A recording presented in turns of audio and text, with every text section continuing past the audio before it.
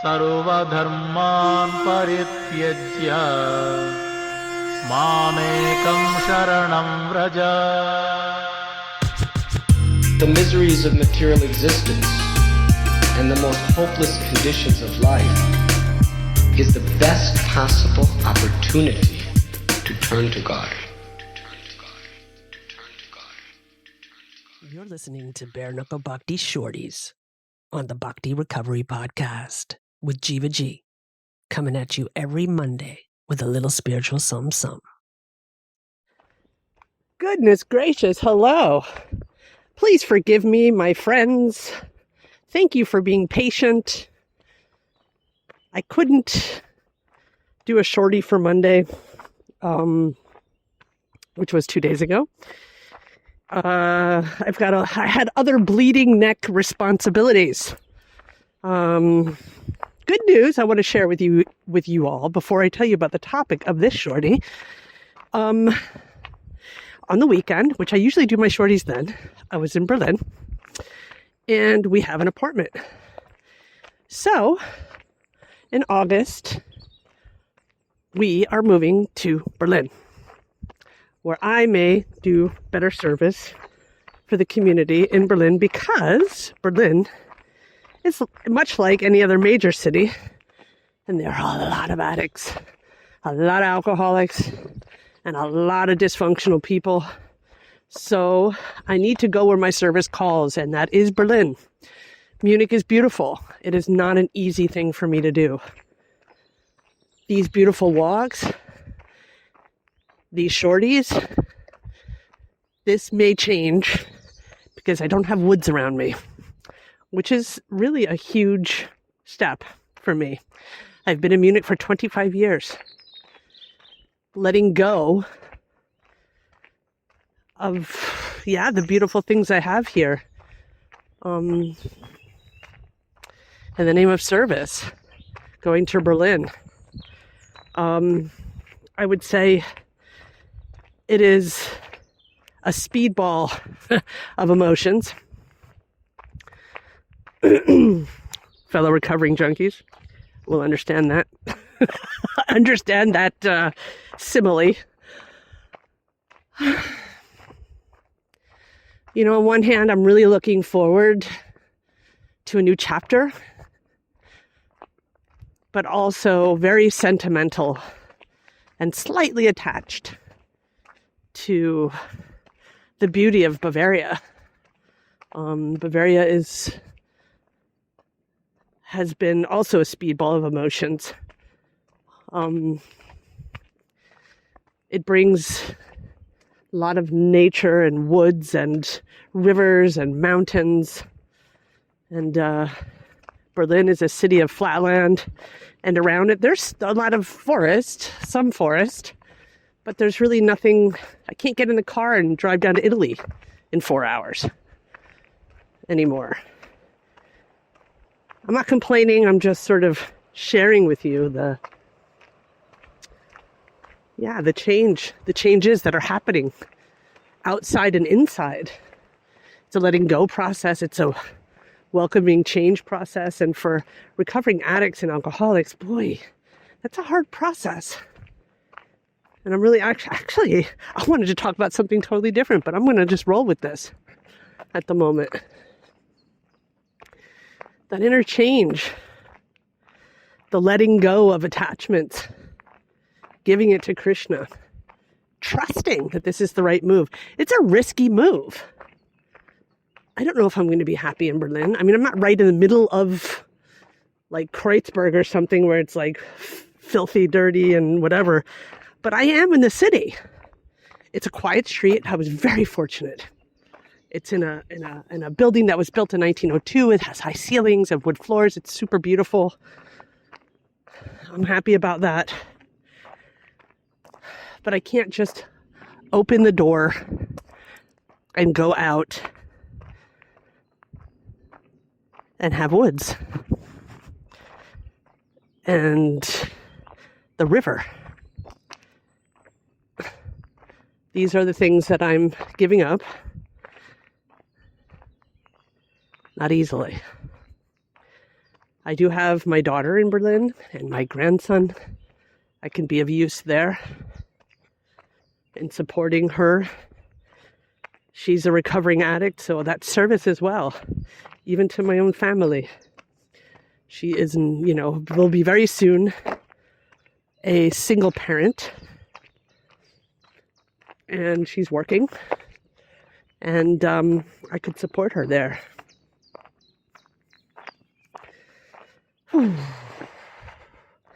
Trusting the process.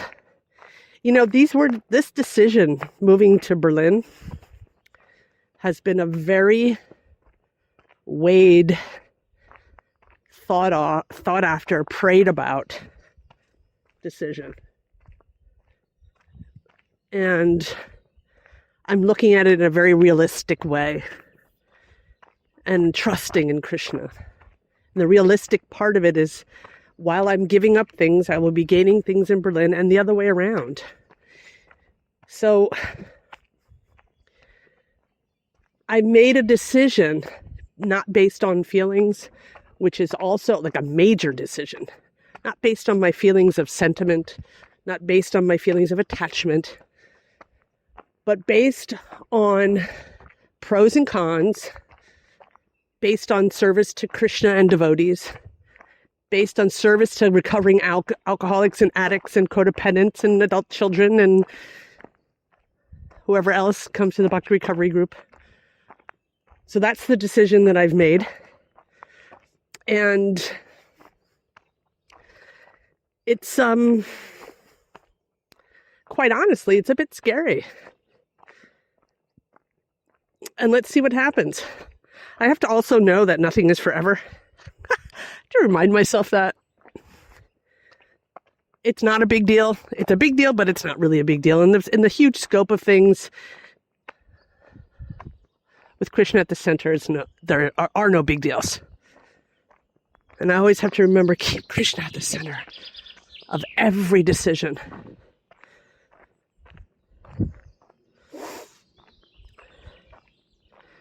And so the topic I wanted to talk about, which is actually perfectly, the door has swung open to this topic, is suit up, show up, and let go.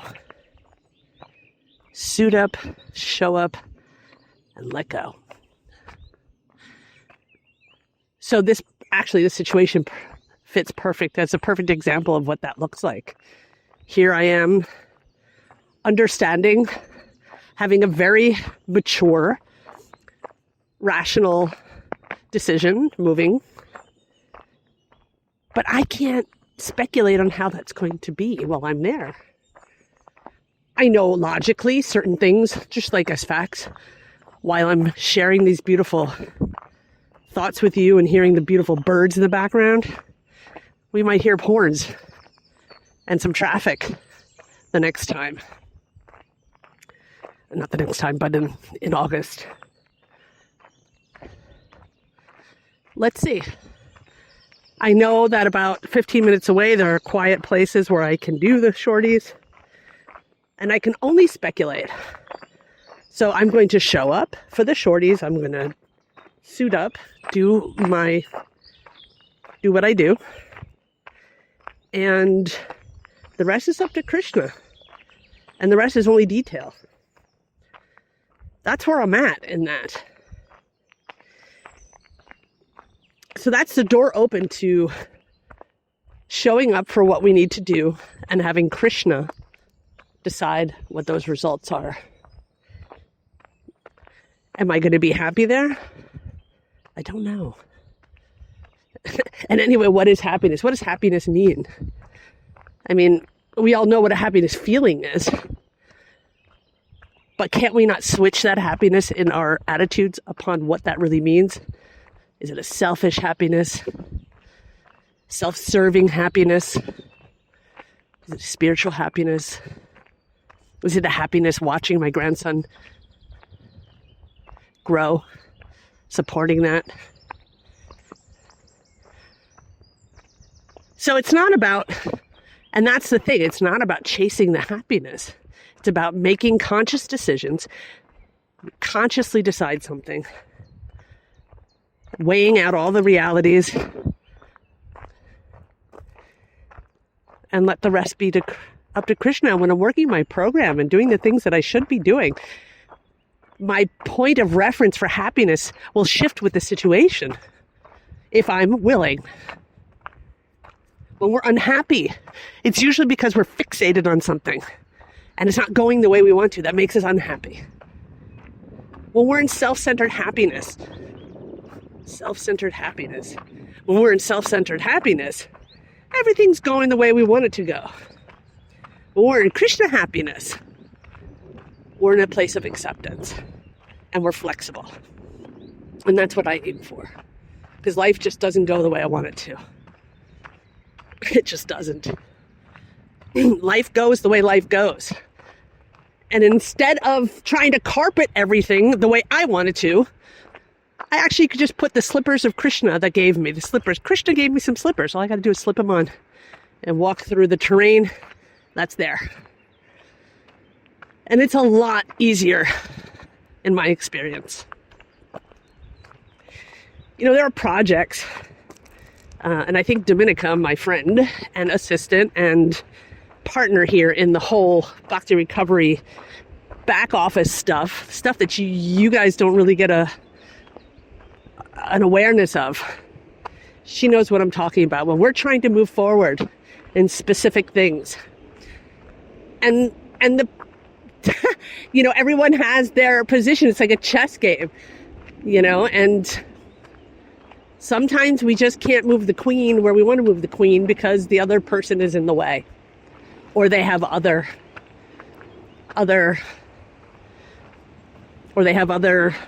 opinions about where that queen should be. So that's a pretty bad analogy, but doesn't matter.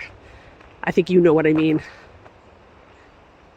All I can do is show up to serve the Bhakti recovery group in my capacity. All we all can do is to show up and to serve in our capacity. What's above and beyond our capacity, I'm praying that Krishna will take care of it. Because getting into that control thing, which I can do, and I can do very, very well. It's always a terrible result, but I can do it well. Until I can't, until I break down. Oh boy, here we go. We got some joggers coming up. See, there we go. I'm doing my shorty. There's joggers there. Tolerance. My ADHD brain gets very distracted when something like that happens. And that's okay. But yeah, this ultimate control. This has to be done then. This should be done now. I can't control it. And when you start being a team player, I'm not talking about within my team. I'm talking about doing transactions with other organizations or whatever, and they're just not working the way I'm used to working. That's where I have to take a pause. It usually takes me a couple of times of interaction to understand, okay, you guys are different. You do it that way, I do it this way. I just try to show up to do my part. And you know what? The rest is not up to me. And then I can decide, do I want to work with you or not? Do I want to be able, can I work like this or not? So there's always a choice. And I can also choose to be pissed. I could choose to be upset. I could choose to be angry and frustrated. But I can also choose to say, no, wait. This is what needs to be done. Let me get my side of the street picobello clean. Picobello. Completely clean. And there's enough to do on that side. Now, if the other person is not doing that, for some reason or another, it doesn't mean that they're doing it with malicious intent. Maybe they're just not capable, or maybe they just don't have the manpower, or whatever it is. I just have to let go of that. Krishna's in charge. And if anything should be successful or not successful, it's not up to me. It's just not up to me. I'm sick and tired And this is what I want to say. Just sick and tired of putting my energy in trying to control the result. That's basically what I'm trying to say with all of these words. Are we not sick and tired of trying to control the results? Ask yourself, just stop for 1 second right now. Am I sick and tired of trying to control the results?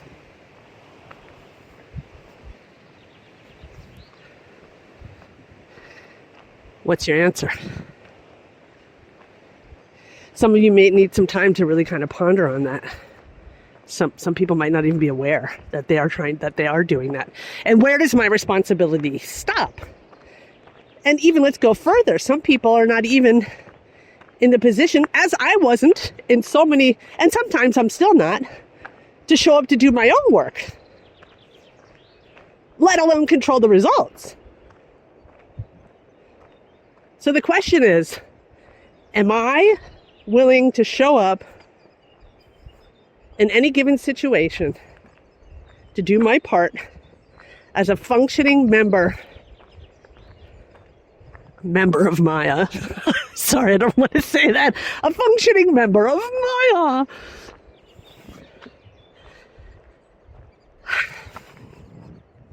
And let Krishna take over? Or if I'm not even willing to do that, then just to let it go and say, okay, I'm not there yet. And accept. Acceptance, acceptance, acceptance. Not control. Doing the best we can, showing up for what we can, when we can, praying about it, and just letting Krishna take care of the results. Krishna sees our efforts. But we don't have to. Krishna's job. It's not our job to make somebody do what we want them to do. It's ridiculous. We don't do that. I say that, but I found myself in that position. But I'm lucky enough to have a program to understand deeply that that's not how things work. And I can just sort of reel it on back and be like, oops, there I go again. All up in the results. And my own responsibility is not even perfect. Why don't I look at that? Whew. What do you guys think? How do you like them apples? How do you like them ladus? I like them ladus. Anyway, that's it, I think. I'm done. I just said what I needed to say, and I hope this could be useful to anyone in any way. Again, a part of this is showing up to do my job. Let me bring this back to the podcast. Let me bring this back to the group of Bhakti Recovery Group. Let me bring it back to my service. My service is also, this part of my service, what I'm going to say right now, is the most uncomfortable part of my service. But it has to be done. So we are self-supporting through our own contributions and other people's generous donations, which I might say are very, very sparse. We've reached a point in the Bhakti Recovery Group where the workload is so great that we can't rely on volunteers anymore. We really are kind of having a bleeding neck situation at the moment, and we really need support.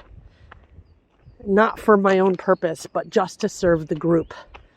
We need help to help others. If somebody out there knows somebody, or you yourself would like to contribute something, please go to our website. There are two possibilities at the moment to contribute. There's a PayPal and there's Wise. Please consider so that we can continue serving the community. It's so important. And so that maybe we can start getting people, IT people helping us to figure this out, because most of the time we're running around trying to figure stuff out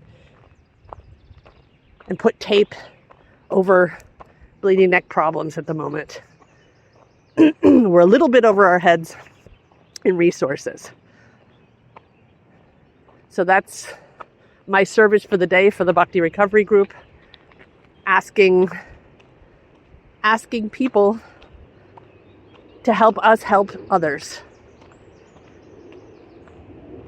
What else? We're also really in need of somebody volunteering a service for the IT stuff. None of us are IT savvy.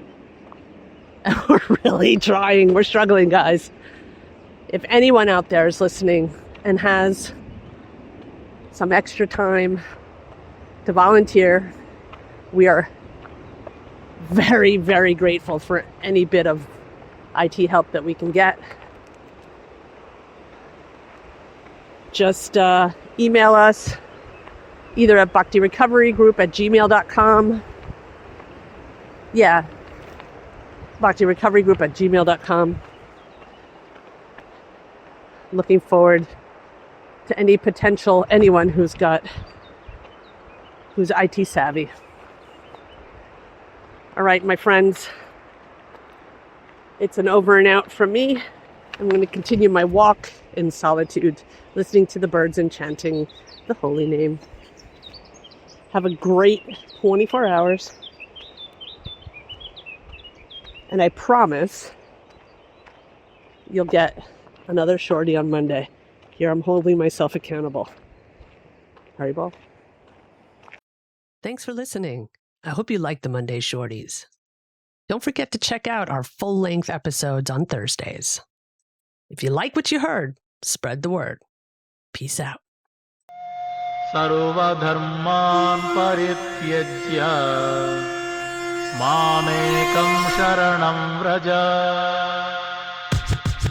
The miseries of material existence and the most hopeless conditions of life is the best possible opportunity to turn to God.